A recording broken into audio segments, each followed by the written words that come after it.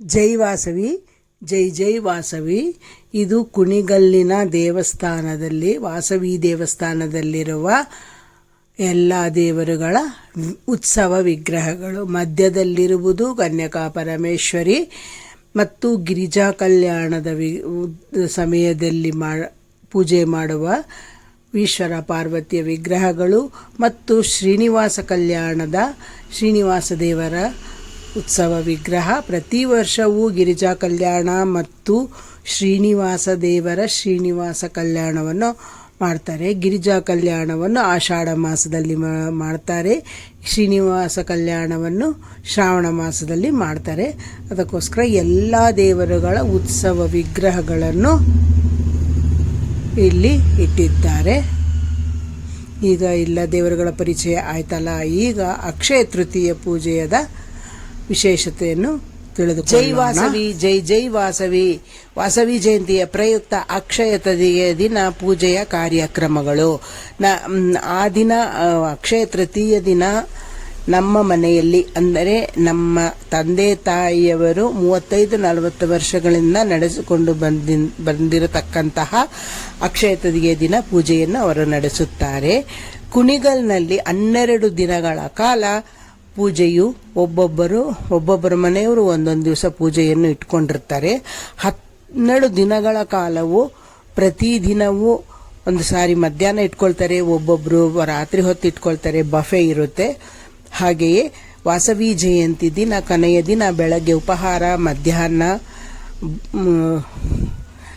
ಅನ್ನ ಸಂತರ್ಪಣೆ ಇರುತ್ತೆ, ಸಂಜೆ ಕಾಫಿ ಇರುತ್ತೆ. ನಂತರ ರಾತ್ರಿ ಉತ್ಸವದೊಂದಿಗೆ ಅಮ್ಮನವರನ್ನು ಊರ ಮೆರವಣಿಗೆಯಲ್ಲಿ ಉತ್ಸವದೊಂದಿಗೆ ಕರೆದುಕೊಂಡು ಹೋಗಿ ವಾಸವಿ ಜಯಂತಿಯ ರಾತ್ರಿಯ ದಿನವೂ ಕೂಡ ಬಫೆ ಇರುತ್ತದೆ.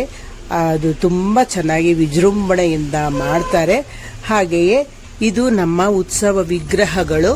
ನಮ್ಮ ಪ್ರತಿಷ್ಠಿಸಿರುವ ವಿಗ್ರಹಗಳನ್ನು ನೀರಿನಲ್ಲಿ ಇಟ್ಟಿದ್ದಾರೆ. ಹಳೆಯದಾಗಿತ್ತು ದೇವಸ್ಥಾನ, ಆದ್ದರಿಂದ ಅದನ್ನು ಹೊಸದಾಗಿ ನಿರ್ಮಾಣ ಮಾಡುವುದಕ್ಕೋಸ್ಕರ ಪ್ರತಿಷ್ಠಿಸಿರುವ ವಿಗ್ರಹಗಳನ್ನು ನೀರಿನಲ್ಲಿ ಇಟ್ಟಿದ್ದಾರೆ. ಈಗ ನಾವು ಅಕ್ಷಯ ತೃತೀಯ ಪೂಜೆಯ ದಿನದ ಕಾರ್ಯಕ್ರಮವನ್ನು ಎಲ್ಲವನ್ನು ನೋಡೋಣ, ವೀಕ್ಷಿಸಿ. ಇವಾಗ ಸಂಕಲ್ಪ ಮಾಡಿರೋದು ಆಗಿದೆ. ಈಗ ಪೂಜೆಯನ್ನು ಪ್ರಾರಂಭ ಮಾಡ್ತಾ ಇದ್ದಾರೆ. ಪೂಜೆಯನ್ನು ಮೊದಲಿಗೆ ಗಣಪತಿಯ ಪೂಜೆಯನ್ನು ಮಾಡ್ತಾರೆ. ಗಣಪತಿಗೆ ಪೂಜೆಯನ್ನು ಮಾಡಿದ ನಂತರ ನವಗ್ರಹಗಳ ಪೂಜೆಯನ್ನು ಮಾಡ್ತಾರೆ. ನವಗ್ರಹಗಳಿಗೆ ಪೂಜೆ ಆದ ನಂತರ ಅಮ್ಮನವರಿಗೆ ಅಭಿಷೇಕ ಮಾಡ್ತಾರೆ. ಅಭಿಷೇಕ ಅಂದರೆ ಸುಮ್ಮನೆ ಹಾಗೆ ಪ್ರೋಕ್ಷಣೆ ಮಾಡೋದು. ಆದ ನಂತರ ಅರ್ಚನೆ, ಸಹಸ್ರನಾಮ ಎಲ್ಲ ಮಾಡ್ತಾರೆ. ಈಗ ನಾವು ನಮ್ಮ ತಂದೆ ತಾಯಿಯವರು 35-40 ವರ್ಷಗಳಿಂದ ಈ ಪೂಜೆಯನ್ನು ಮಾಡ್ತಾ ಇದ್ರು. ನಮ್ಮ ತಮ್ಮಂದಿರು ಇದನ್ನು ಮುಂದುವರಿಸಿಕೊಂಡು ಹೋಗ್ತಾ ಇದ್ದಾರೆ. ಅಕ್ಷಯ ತೃತೀಯ ದಿನ ಪ್ರಾರಂಭ ಮಾಡಿದ್ರು. ಆವತ್ತಿನಿಂದನೂ ಕೂಡ ಈ ಪೂಜೆಯನ್ನು ಮುಂದುವರಿಸ್ತಾ ಬಂದಿದ್ದಾರೆ. ಇವಾಗಲೂ ಕೂಡ ನಾವು ಈ ಅಕ್ಷಯ ತೃತೀಯ ಪೂಜೆ ಮಾಡುವಾಗ ತುಂಬ ಕಷ್ಟದಲ್ಲಿದ್ದರು ನಮ್ಮ ತಂದೆ ತಾಯಿಯವರು. ಆವಾಗ ಕಷ್ಟದಲ್ಲಿದ್ದರೂ ಕೂಡ ಪೂಜೆಯನ್ನು ಮಾಡಿಸಿ ಬಫೆ ಇಟ್ಕೊಳ್ತಾ ಇದ್ರು, ಹೋಮನೂ ಇರ್ತಾಯಿತ್ತು, ಎಲ್ಲ ಇರ್ತಾಯಿತ್ತು. ಅದೇ ತರಹ ಈಗಲೂ ಕೂಡ ಹೋಮ, ಪೂಜೆ, ಬಫೆ, ಮುತ್ತೈದರಿಗೆ ತಾಂಬೂಲ ಎಲ್ಲವನ್ನು ನಮ್ಮ ತಮ್ಮನ ಹೆಂಡತಿಯವರು ಇಬ್ಬರು, ನಮ್ಮ ತಮ್ಮಂದಿರಿಬ್ಬರು ಸೇರಿಕೊಂಡು ಅದನ್ನು ಮಾಡ್ತಾರೆ. ಈ ಕಡೆ ಪೂಜೆ ಮಾಡ್ತಾ ಇರೋರು ನಮ್ಮ ಚಿಕ್ಕಪ್ಪನ ಮಗ, ಸೊಸೆ. ಬಲಗಡೆ ಇರುವವರು ನನ್ನ ಸ್ವಂತ ತಮ್ಮ, ಚಿಕ್ಕ ತಮ್ಮ. ದೊಡ್ಡ ತಮ್ಮ ಬಂದಿಲ್ಲ, ಅನಾನುಕೂಲದಿಂದ ಅವರು ದೊಡ್ಡ ತಮ್ಮ ಬಂದಿಲ್ಲ. ಅವರು ಚಿಕ್ಕ ತಮ್ಮನ್ನೇ ಎಲ್ಲನೂ ಈ ದೇವಸ್ಥಾನದಲ್ಲಿ ಎಲ್ಲ ಪೂಜೆಯನ್ನು ಯಾವ ಕಾರ್ಯಕ್ರಮ ಬೇಕಾದರೂ ಅವರು ಚೆನ್ನಾಗಿ ಮಾಡ್ತಾರೆ. ತುಂಬ ಚೆನ್ನಾಗಿ ವಿಜೃಂಭಣೆಯಿಂದ ಮಾಡ್ತಾರೆ. ನಮ್ಮ ತಮ್ಮ ಅವರು ಮಂತ್ರಪುಷ್ಪನೂ ಹೇಳ್ತಾರೆ. ದೇವಸ್ಥಾನದಲ್ಲಿ ಅಲಂಕಾರ, ಈ ಹಬ್ಬಗಳಲ್ಲಿ ಅಲಂಕಾರ ಅಂದರೆ ಅಗ್ನಿ ಪ್ರವೇಶದ ದಿನ ಮತ್ತು ವಾಸವಿ ಜಯಂತಿ ದಿನ, ಅಕ್ಷಯ ತೃತೀಯ ದಿನ, ಅಮ್ಮನವರು ಮೊದಲು ದೇವಸ್ಥಾನದಲ್ಲಿ ಪ್ರತಿಷ್ಠಿಸಿದ ಅಮ್ಮನವರು ಇರ್ತಾ ಇದ್ರಲ್ಲ, ಆ ದಿನ ನಮ್ಮ ತಮ್ಮನವರೇ ಮುಂದೆ ಹೋಗಿ ಅಲಂಕಾರವನ್ನೆಲ್ಲ ಮಾಡ್ತಾ ಇದ್ರು. ಈಗ ದೇವಸ್ಥಾನದ ಪ್ರತಿಷ್ಠೆ ಆದಮೇಲೆ ಕೂಡ ಅವರೇ ಮಾಡ್ತಾರೆ. ಈಗ ಕೂಡ ಈ ಹಬ್ಬದ ದಿನ ಅವರು ಬಂದು ಪುರೋಹಿತರಿಗೆ ಸಹಾಯವನ್ನು ಕೂಡ ಮಾಡ್ತಾರೆ. ಮತ್ತು ನಮ್ಮ ತಾಯಿಯವರು ಇದ್ದಾಗ ಹಳೆಯ ಪುರೋಹಿತರಿದ್ದರು. ಅವರು ಆ ದಿನ ಅಕ್ಷಯ ತೃತೀಯ ದಿನ ನಮ್ಮ ಮನೆಯಲ್ಲಿ ಅಲಂಕಾರವನ್ನೆಲ್ಲ ಮಾಡಿಸ್ತಾ ಇದ್ರು. ನಮ್ಮ ತಾಯಿಯವರು ಪುರೋಹಿತರಿಗೆ ಸಹಾಯವನ್ನು ಕೂಡ ಮಾಡ್ತಾ ಇದ್ರು. ಒಂದು ಸಾರಿ ಡ್ರೈ ಫ್ರೂಟ್ಸ್ ಅಲಂಕಾರ ಮಾಡ್ತಿದ್ರು, ಕಾಯಿನ್ಸ್ ಅಲಂಕಾರ ಮಾಡ್ತಿದ್ರು. ಹೀಗೆ ಪ್ರತಿ ವರ್ಷವೂ ಒಂದೊಂದು ವರ್ಷವೂ ಒಂದೊಂದು ಅಲಂಕಾರ ಮಾಡಿಸ್ತಾ ಇದ್ರು. ಇವಾಗ ಸುಮ್ಮನೆ ಹೂವಿನ ಅಲಂಕಾರವನ್ನು ವಿಜೃಂಭಣೆಯಿಂದ ಇವರು ಮಾಡಿಸ್ತಾರೆ. ತುಂಬ ಈಗ ನವಗ್ರಹಗಳ ಪೂಜೆ ಆದ ನಂತರ ಮಂಗಳಾರತಿಯನ್ನು ಮಾಡ್ತಾ ಇದ್ದಾರೆ. ನಂತರ ವಾಸವಿ ಸಹಸ್ರನಾಮ, ಲಲಿತಾ ಸಹಸ್ರನಾಮವನ್ನು ಮಾಡ್ತಾರೆ. ಅದಾದ ನಂತರ ಮಂಗಳಾರತಿಯನ್ನು ಮಾಡಿ ನಂತರ ಹೋಮವನ್ನು ಶುರು ಮಾಡ್ತಾರೆ. ಇವಾಗ ನೋಡೋಣ. ಅಮ್ಮನವರಿಗೆ ಈಗ ಅಭಿಷೇಕ ಅಂದರೆ ಹೂವಿನಲ್ಲಿ ಹಾಲನ್ನು ಅದ್ದುಕೊಂಡು ಅದನ್ನು ಪ್ರೋಕ್ಷಣೆ ಮಾಡೋದೇ ಅದು ಅಭಿಷೇಕ ಅಂತಂದ್ಬಿಟ್ಟು. ಅದಾದ ನಂತರ ಸಹಸ್ರನಾಮವನ್ನು ಶುರು ಮಾಡ್ತಾರೆ. ಸಹಸ್ರನಾಮ ಪೂಜೆ ಆದ ನಂತರ ಮಂಗಳಾರತಿಯನ್ನು ಮಾಡ್ತಾರೆ. ಮಂಗಳಾರತಿ ಆದ ನಂತರ ಹೋಮವನ್ನು ಶುರು ಮಾಡ್ತಾರೆ.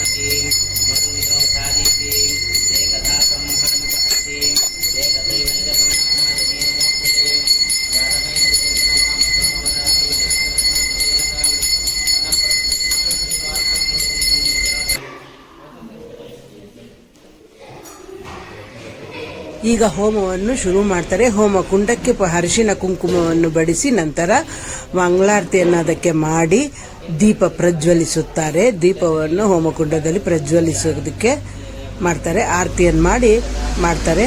ಇವಾಗ ಹೋಮವು ಶುರುವಾಗುತ್ತದೆ. ಗಣಪತಿ ಹೋಮ, ನವಗ್ರಹ ಹೋಮ, ವಾಸವಿ ಹೋಮ ಮತ್ತು ಊರಿನಲ್ಲಿರುವ ಗ್ರಾಮ ದೇವತೆಗಳ ಹೋಮ ಮತ್ತು ನಮ್ಮ ದೇವಸ್ಥಾನದಲ್ಲಿ ಇರುವ ಎಲ್ಲ ದೇವರುಗಳ ಪ್ರತಿಷ್ಠಾಪನೆ ಮಾಡುವಂತಹ ದೇವರುಗಳ ಹೋಮ, ಎಲ್ಲ ದೇವರುಗಳ ಹೆಸರುಗಳನ್ನು ಹೇಳಿ ಹೋಮವನ್ನು ಮಾಡ್ತಾರೆ. ಹೋಮವಾದ ನಂತರ ಈಗ ಹೋಮ ನಡೀತಾ ಇದೆ. ಎಲ್ಲವನ್ನು ವೀಕ್ಷಿಸಿ ಎಲ್ಲರೂ ದೇವಿ ಕೃಪೆಗೆ ಪಾತ್ರರಾಗಿ.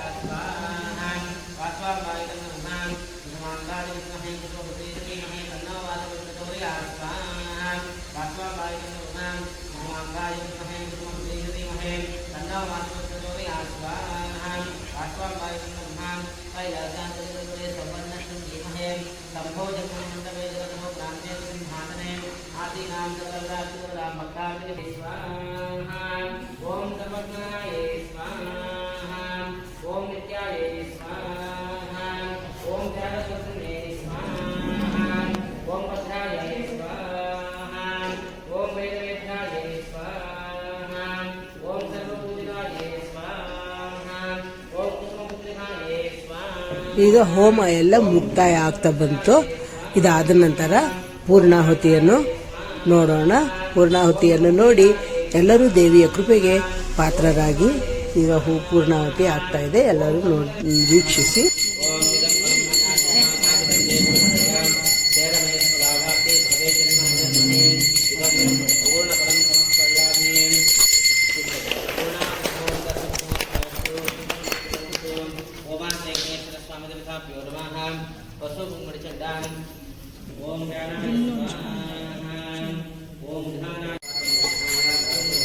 ಈಗ ಪೂರ್ಣಾವತಿ ಆಗಿ ಹೋಮಕ್ಕೆ ಮಂಗಳಾರತಿಯನ್ನು ಮಾಡ್ತಾ ಇದ್ದಾರೆ. ಇಲ್ಲಿಗೆ ಪೂಜೆ ಹೋಮ ಎಲ್ಲ ಮುಗೀತು. ಇದಾದ ನಂತರ ಮಹಾಮಂಗಳಾರತಿ ಆಗುತ್ತೆ. ಮಹಾಮಂಗಳಾರತಿ ಆದ ನಂತರ ಬಫೆ ಇರುತ್ತೆ, ಅದನ್ನು ಕೂಡ ನೋಡ್ಕೊಂಡು ಬರೋಣ. ಈಗ ಇದು ಮಹಿಳೆಯರಿಂದ ಭಜನಾ ಕಾರ್ಯಕ್ರಮ ನಡೀತಾ ಇದೆ. ಅದಾದ ನಂತರ ಮಂಗಳಾರತಿ ಆಗುತ್ತೆ.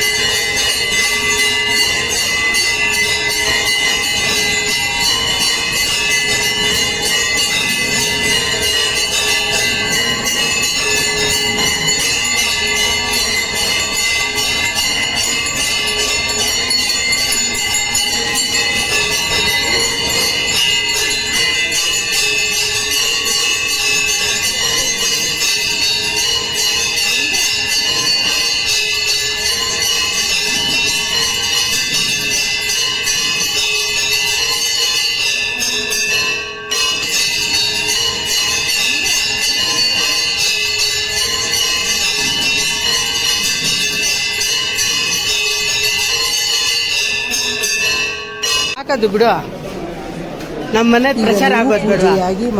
ನಮ್ಮನೆ ಪ್ರಚಾರ ಆಗೋದು ಬಿಡುವ. ಮಂಗಳಾರತಿಯನ್ನು ನೋಡಿ ದೇವಿ ಕೃಪೆಗೆ ಬಫೆ ಹತ್ರ ಬರೋಣ. ಇಲ್ಲಿ ಬಫೆ ಮಾಡಿಸಿರೋದಕ್ಕೆ ಹೋಳಿಗೆಯನ್ನು ಮಾಡಿಸಿದ್ದಾರೆ. ಹೋಳಿಗೆ ಎಲ್ಲರಿಗೂ ಹೋಳಿಗೆಯನ್ನು ಮಾಡಿಸ್ತಾರೆ. ಏನಾದರೂ ಒಂದು ಸ್ವೀಟ್ ವರ್ಷನೂ ಮಾಡಿಸ್ತಾರೆ.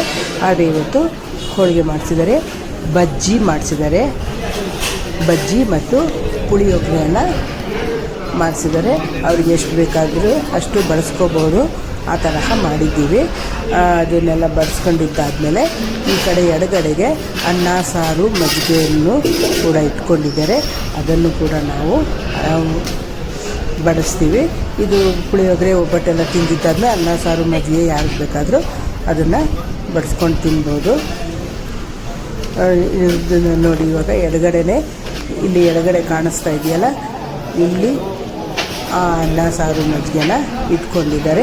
ಇವಾಗ ನೋಡಿ, ಅಲ್ಲಿ ಟೇಬಲ್ಲು ಮತ್ತು ಕುರ್ಚಿಗಳೆಲ್ಲ ಬಫೆ ಅಂದರೆ ಅಲ್ಲಿ ಬಫೆ ಎಲ್ಲ ಈಸ್ಕೊಂಡೋಗಿ ಅಲ್ಲಿ ಕೂತ್ಕೊಂಡು ತಿಂತಾಯಿದ್ದಾರೆ ನೋಡಿ.